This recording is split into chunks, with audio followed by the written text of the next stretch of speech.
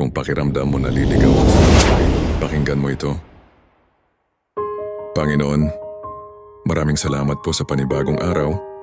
Salamat sa buhay, sa lakas, at sa bawat pagkakataong ibinibigay ninyo sa amin.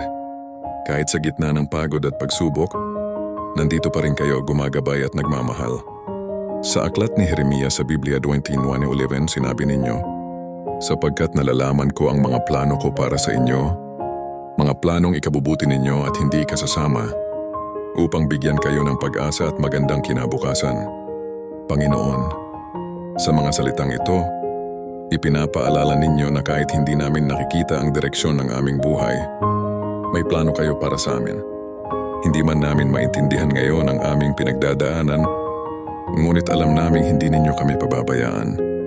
Tulungan ninyo kaming magtiwala sa inyo, lalo na sa mga panahong kami ay nagdududa at natatakot. Palakasin ninyo ang aming pananampalataya at bigyan ninyo kami ng kapayapaan sa aming puso. Maraming salamat po. Sa inyo namin ipinagkakatiwala ang lahat. Amen.